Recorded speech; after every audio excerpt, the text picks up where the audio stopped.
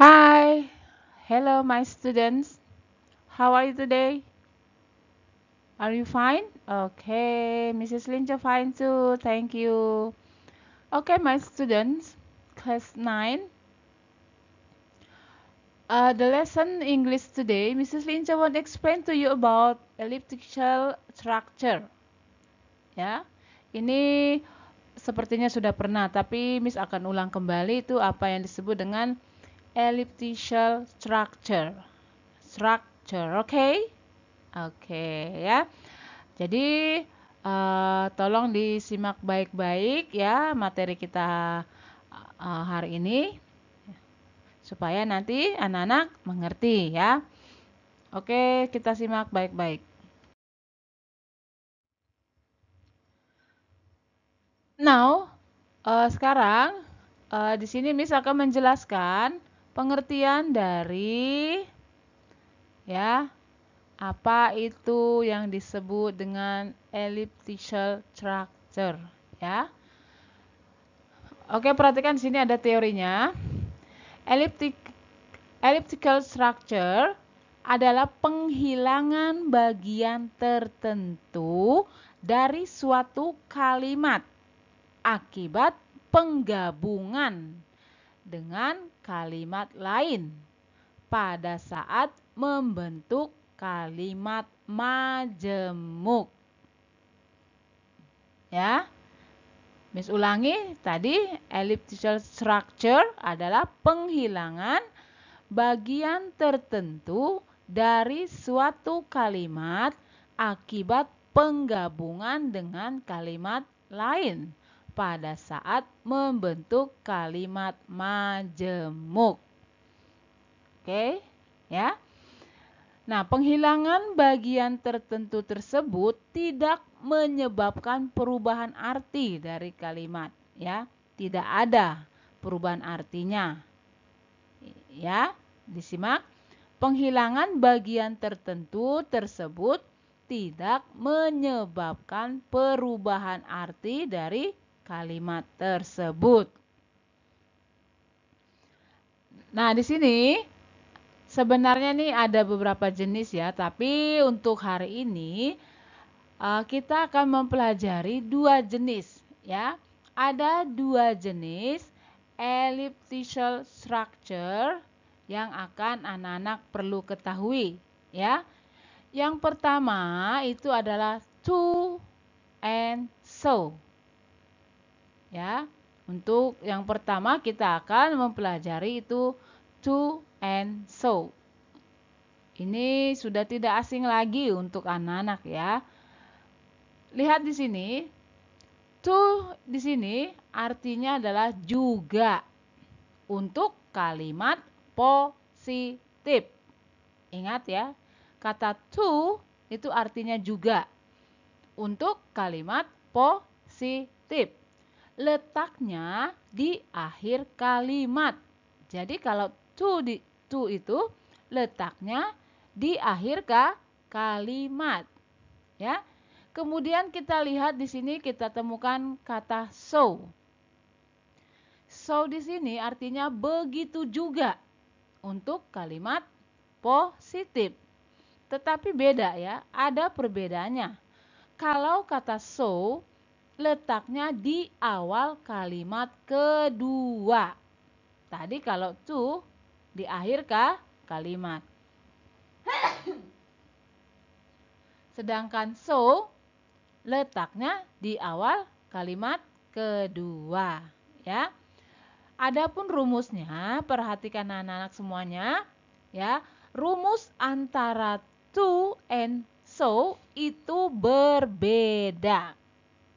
Ya, different ya, berbeda. Perhatikan, untuk yang kata so, rumusnya affirmative sentence, sebuah pernyataan ya, and subject plus auxiliary plus to. Nah, ini to ini kita temukan dia di akhir kalimat.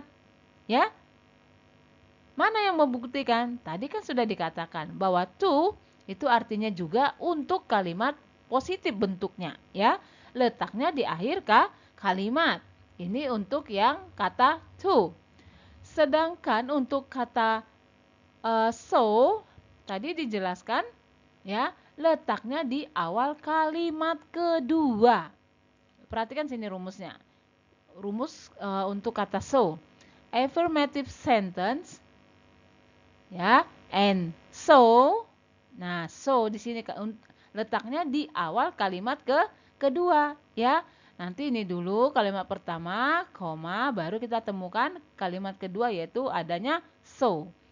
Plus auxiliary plus subject. Nah, itu ya. Bisa dipahami anak-anak? Oke. Miss berikan contoh di sini supaya anak-anak lebih mengerti ya. Perhatikan. Untuk kata to, I'm glad and Ali is to. Nah, ya. Ini tadi to artinya juga. Nah, seperti itu maksudnya ya. I'm glad and Ali is to. Nah, dan Ali juga maksudnya. Berarti saya dan Ali apa nih? Glad ini apa?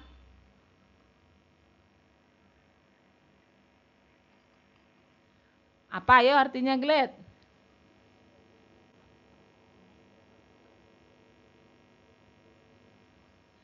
Ayo, kelas 9.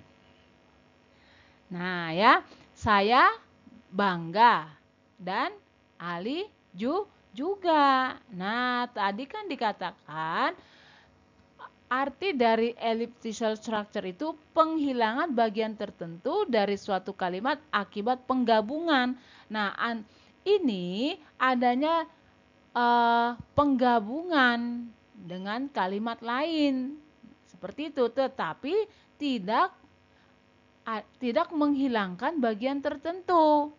Ya, I'm glad and Ali is too. Ya.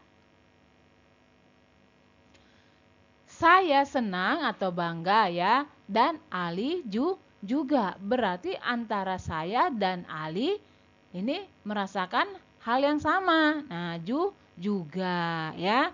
Tadi kata to itu letaknya di akhir kalimat ya. Oke, kita lihat untuk contoh so ya. He will come and so will Ali. Nah, ya. Tadi dikatakan so di sini letaknya di awal kalimat kedua, ya. Dia akan datang dan begitu juga dengan Ali. Nah, seperti itu. Ya. Bisa diterima penjelasannya? Perhatikan lagi ya. Untuk kata to, tadi I'm glad and Ali is too. To di sini dia letaknya di akhir kalimat. Saya senang atau bangga ya, dan Ali juga. Nah, itu ya. Nah, kalau untuk kata so, dia akan datang dan begitu juga dengan Ali. Nah, di sini letaknya dia di awal kalimat kedua. Kalau to, dia letaknya di akhir kalimat. Oke? Oke ya, kita lanjut kembali.